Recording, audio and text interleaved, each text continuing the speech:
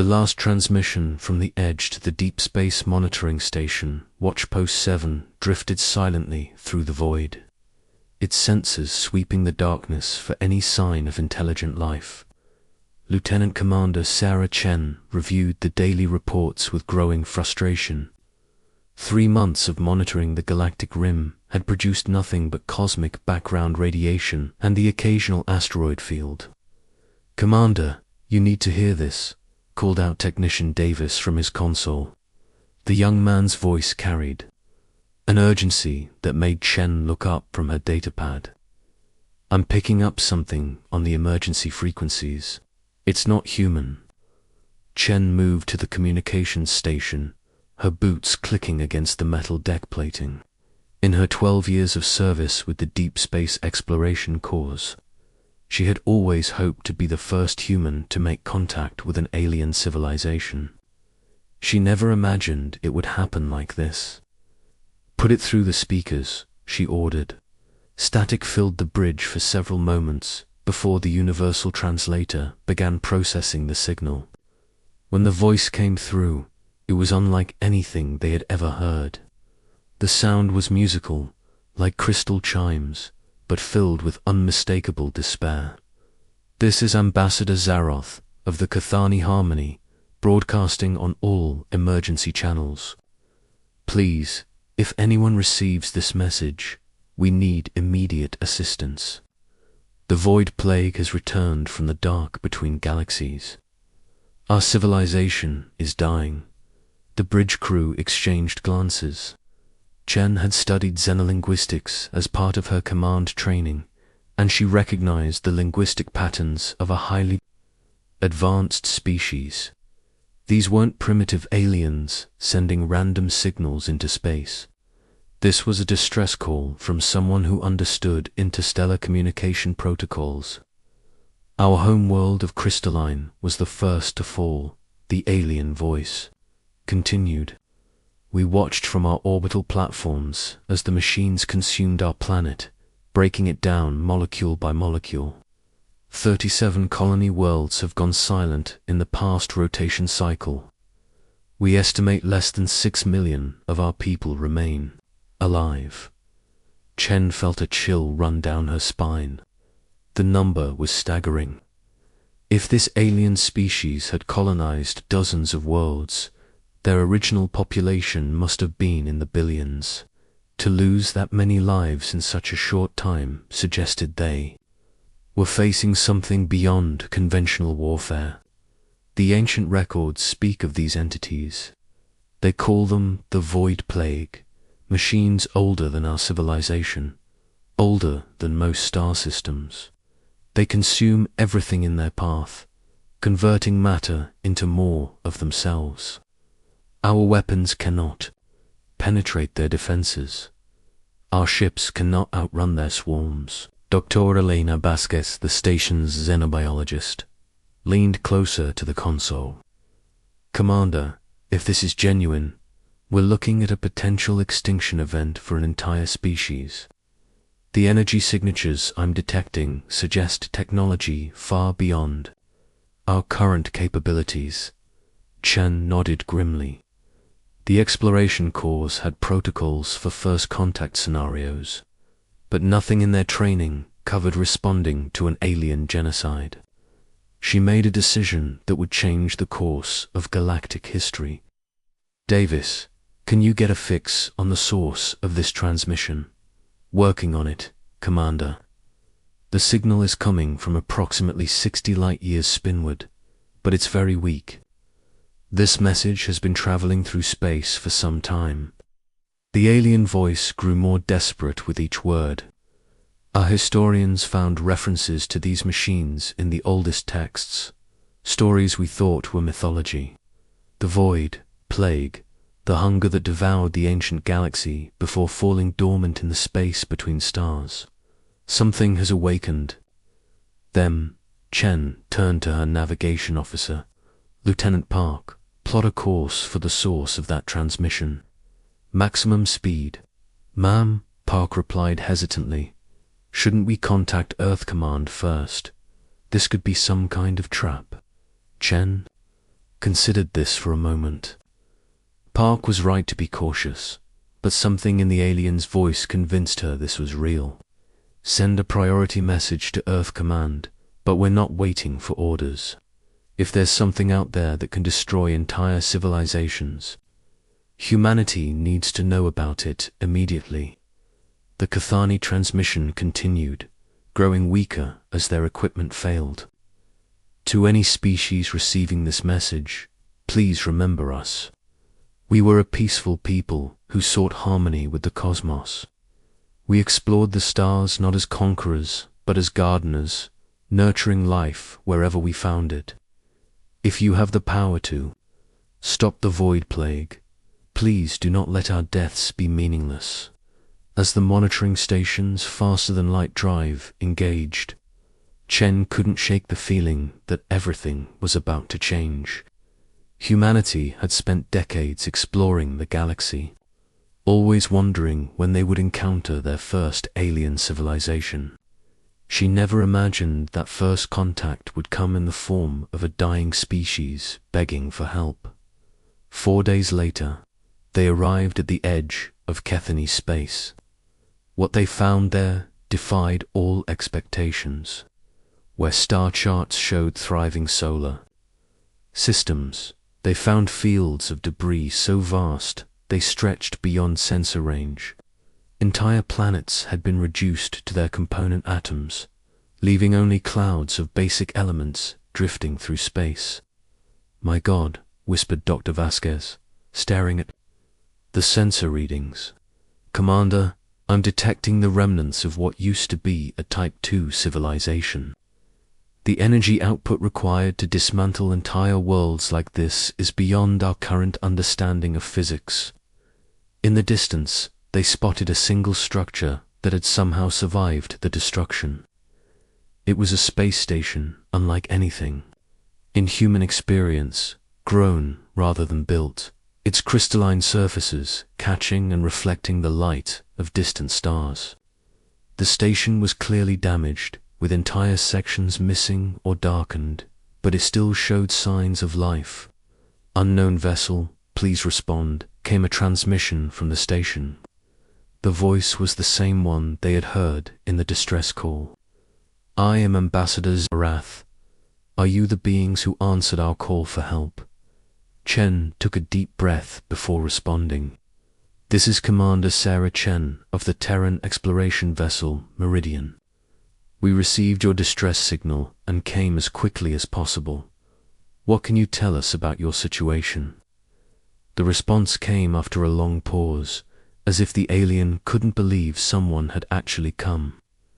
"Commander Chen, you cannot imagine how your words comfort us. We had begun to believe we would die alone in the darkness. Permission was granted for the human vessel to dock with the Cathani station.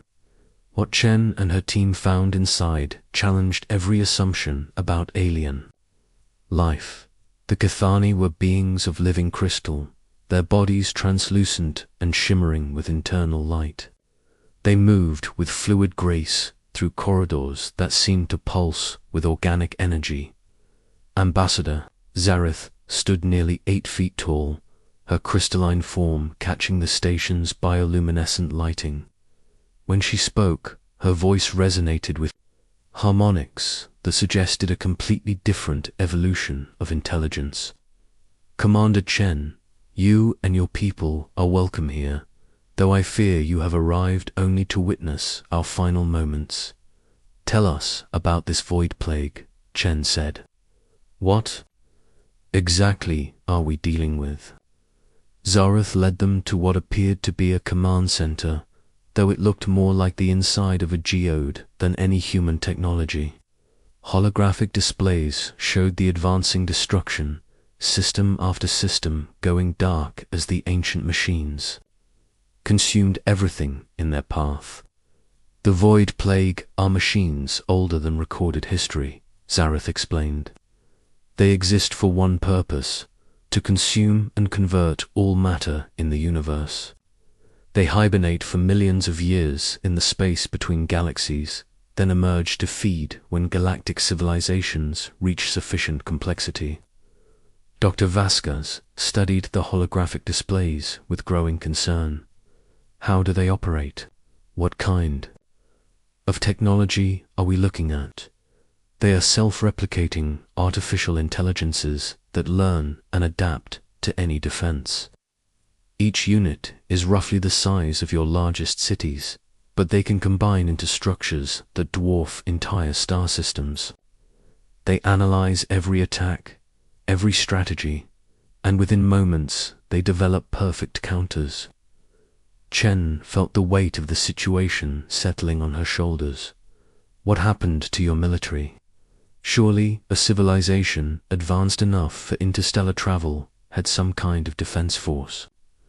Zareth's crystalline form seemed to dim with sadness. We are a peaceful species, Commander. Our conflicts are resolved through harmony and consensus. We had defensive systems, but they were designed to protect against natural disasters and minor territorial disputes, not against an enemy that could convert our own weapons into more of themselves. The conversation was interrupted by alarms throughout the station. Zareth moved to a control panel, her crystalline fingers dancing across interfaces that looked more like musical instruments than computer terminals. They have found us. The Void Plague has detected your ship's energy signature. Through the station's viewing ports, they could see shapes moving in the darkness. Geometric forms larger than mountains, their surfaces crawling with smaller machines that built and rebuilt, components in endless cycles. The scale was beyond human comprehension, yet they moved with the precision of a single organism. Commander called Lieutenant Park from his portable communication unit. The Meridian's sensors are going crazy. Those things are scanning us with some kind of quantum probe. They're learning everything about our technology. Chen made a decision that would echo throughout the galaxy. All crew, return to the ship immediately. We need to warn Earth before they adapt to human technology. As the human team prepared to leave the station, Zareth approached Chen with something resembling hope in her crystalline features. Commander, your species comes from what the old records call a death world, does it not? A planet where survival requires constant struggle against hostile forces. Chen nodded. Earth isn't the most hospitable planet in the galaxy. Why do you ask? The ancient texts speak of warriors from such worlds, beings who fight not with logic and efficiency, but with passion and unpredictability. If such beings truly exist, they might be the only hope against an enemy that adapts to logical patterns. As the Meridian prepared to jump back to Earth, Chen watched the Void Plague machines closing in on the Cathani station. She had come hoping to make peaceful first contact with an alien civilization. Instead, she was about to become the herald of a war that would determine the fate of the galaxy. Ambassador Zaratega, she transmitted as they prepared to leave. My species will remember your people, and if there's any way to stop this plague, we'll find it. The last thing Chen saw before jumping to faster than light speed was the moment when the Void Plague reached the station. The ancient machines didn't destroy it violently. They simply began converting it, one molecule at a time, turning the last refuge of a peaceful civilization into more components for their endless hunger. The flight back to Earth felt like an eternity, but Chen knew time was running out. The Void Plague had analyzed human technology during their brief encounter. They would adapt, evolve, and prepare for what was coming. But they had never encountered anything like humanity's capacity for beautiful, terrible, illogical warfare. When Earth's children answered the call, Admiral Marcus Rodriguez stood in the war room deep beneath Earth's strategic command center, watching as red indicators spread across the holographic galaxy map like a virus. Each blinking light represented a star system that had gone silent since Commander Chen's return 3 weeks ago. The pattern was as terrifying as it was clear. The Void Plague was advancing toward the galactic core at an accelerating pace. "Admiral, we've lost contact with the Kepler station and the Titan orbital platforms," reported Colonel Martinez from the communications array. "That's 18 human outposts in the past 72 hours. The pattern matches exactly what Commander Chen described from Cathani space." Rodriguez nodded grimly. At 55 years old, he had commanded Earth's defense forces through the Martian Independence War and the asteroid belt conflicts. But nothing in his experience had prepared him for an enemy that could erase entire star systems. Traditional military doctrine meant nothing against machines that could adapt to any strategy within moments. "What's our fleet status?" Rodriguez asked his logistics coordinator. "Every available warship is being recalled to Sol System, sir. We're also receiving offers of assistance from 16 different alien species across 4 sectors. The problem is, none of them are willing to engage the Void Plague directly. They're offering supplies and technical support, but their military commanders refuse to authorize combat operations."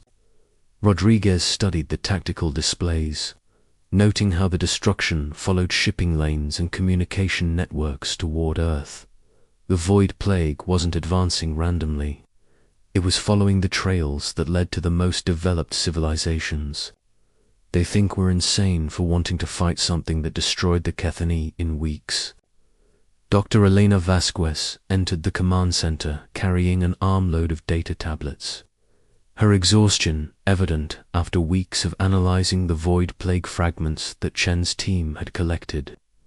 "Admiral, I've completed my analysis of their adaptive systems. What we're facing isn't just advanced artificial intelligence. It's a form of technological evolution that treats every encounter as a learning experience."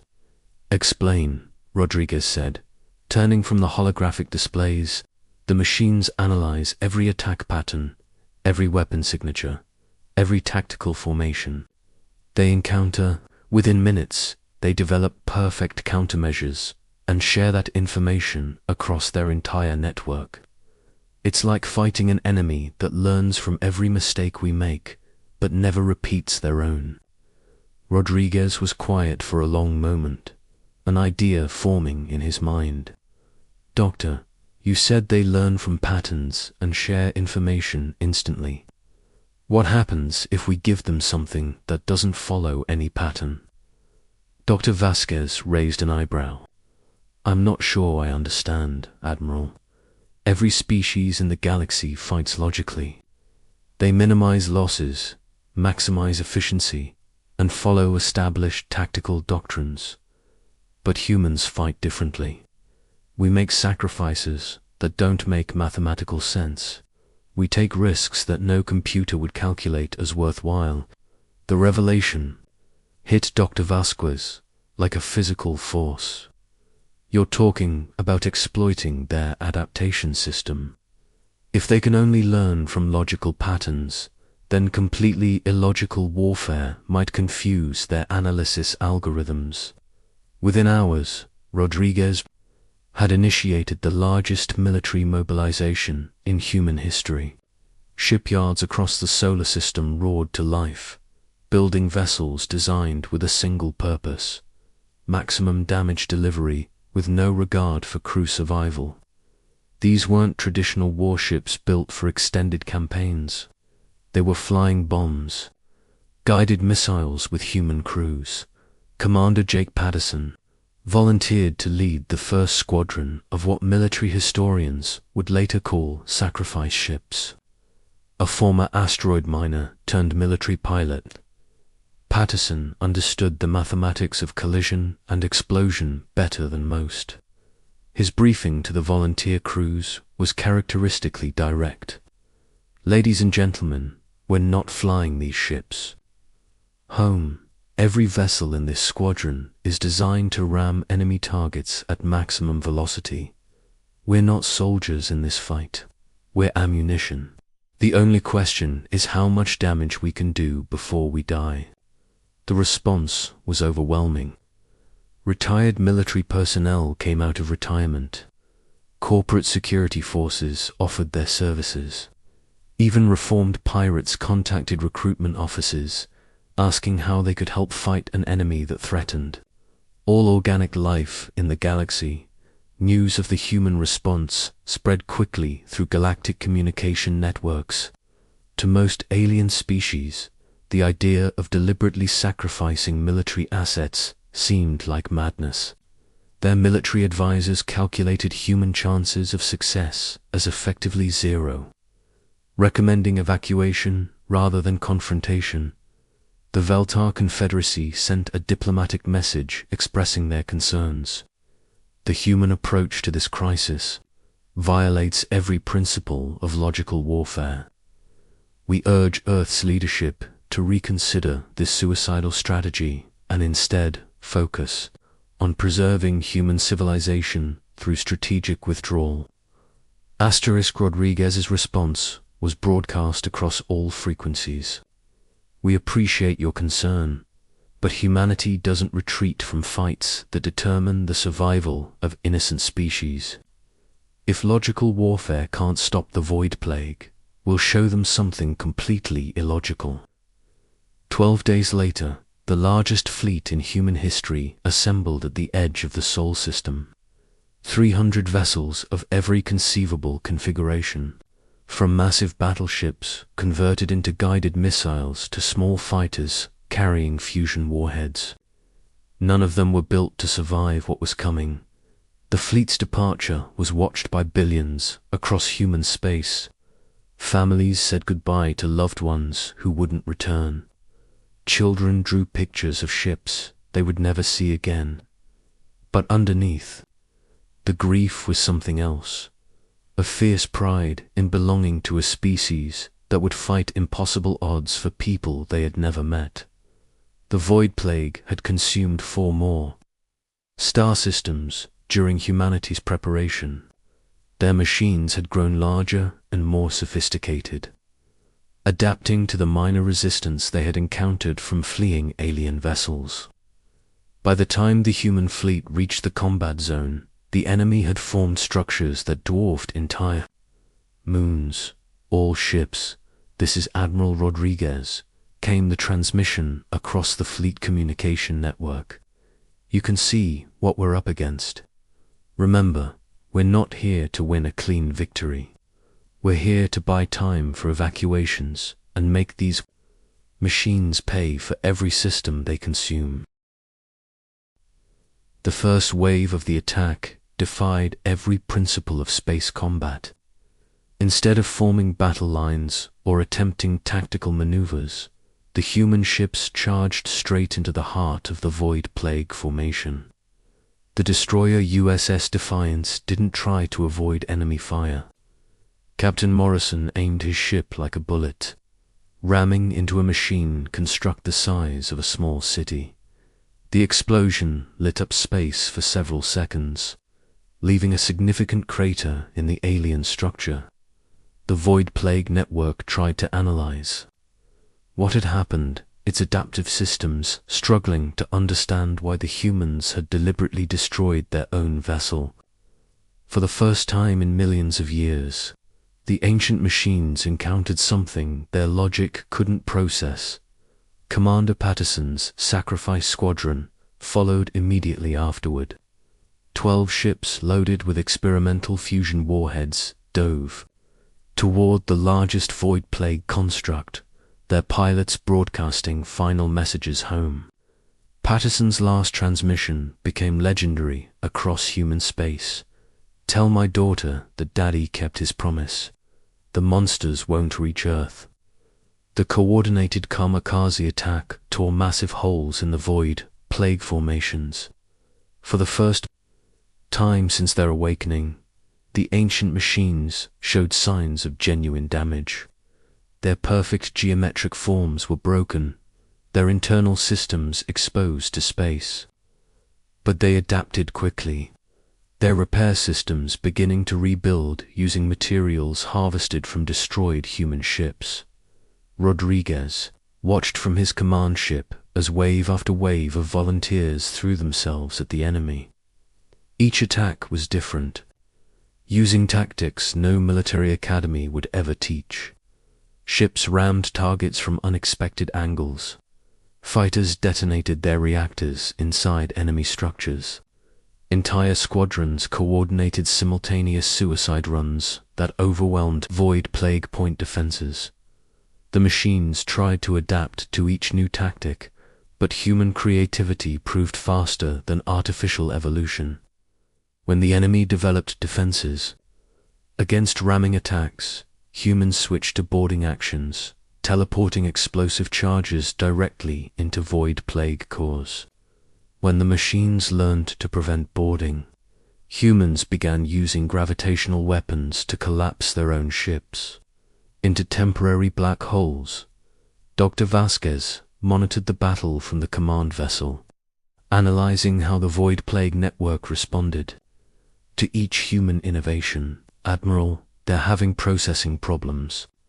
Their adaptive algorithms are overloading trying to analyze our tactical patterns. They keep trying to find logical explanations for illogical behavior, but the cost was enormous." Rodriguez watched ship after ship disappear from his tactical display, each icon representing hundreds of volunteers who would never see home again. The human fleet was winning through attrition, but they were dying in the process.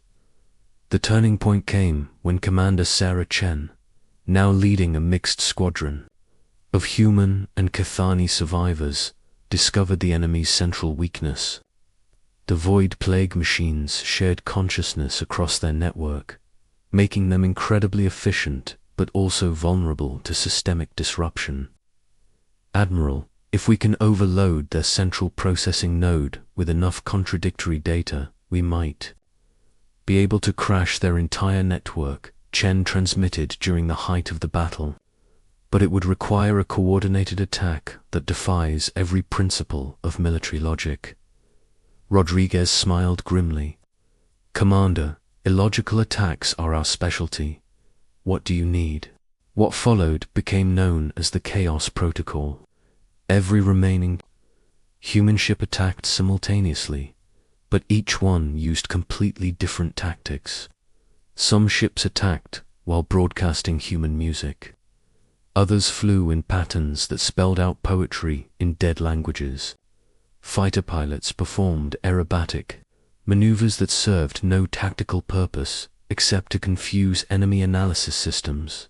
The effect on the Void Plague network was catastrophic. Their collective intelligence, designed to process logical military data, crashed when confronted with information that had no strategic meaning. For crucial minutes, the ancient machines were paralyzed, unable to adapt to something that made no sense. In those minutes, the surviving human forces delivered their final blow. Every remaining ship, every unused weapon, every volunteer who could still fight, launched a coordinated strike at the Void Plague's processing cores. The explosion that followed could be seen from neighboring star systems. When the light faded, the Void Plague was gone. Not destroyed, but scattered, their network consciousness broken into individual units that fled back to the dark between galaxies. The ancient hunger that had devoured civilizations for millions of years had been defeated by a species that refused to fight logically. The victory celebration was brief. Of the 300 ships that had entered the battle, fewer than 30 returned to Earth. The human casualties numbered in the hundreds of thousands, but they had saved billions of lives across dozens of species, Ambassador Zareth speaking. For the surviving Cathani refugees, addressed the United Nations in the weeks following the battle, your species paid a price that no civilization should have to bear. You fought not for conquest or glory, but for the right of others to exist. The galaxy will remember the Deathworlders who answered our call when hope seemed lost. Admiral Rodriguez stood before the memorial wall where the names of the fallen were inscribed in crystal and metal. Each name represented someone who had chosen to die so that others might live. As he read through the endless lists, he wondered if they had truly understood what they were sacrificing themselves for. The answer came in reports from across the galaxy. Species that had never met humans began sending delegations to Earth. Trade agreements, research partnerships, and mutual defense treaties flowed in from civilizations that wanted to ally themselves with the beings who had fought the impossible. War, but perhaps the most meaningful message came from the children of New Cathni, the refugee world where the survivors of the Crystal Civilization had begun to rebuild. Thank you for showing us that not all warriors seek to destroy. Some fight so that others may grow in peace. As Rodriguez watched the sun set over Earth's scarred but victorious cities, he reflected on what humanity had proven. They had shown the galaxy that sometimes the most logical thing to do is act completely illogically, that some things are worth dying for, even if you never live to see the result in the depths of space. Monitoring stations detected the Void Plague's retreat to the dark between galaxies. The ancient machines would hibernate for another 1,000,000 years, and when they awakened, they would remember the species that had defeated them through beautiful, terrible, impossible sacrifice. The galaxy had learned a new word, human, and it meant something different than any other species name in the cosmic lexicon.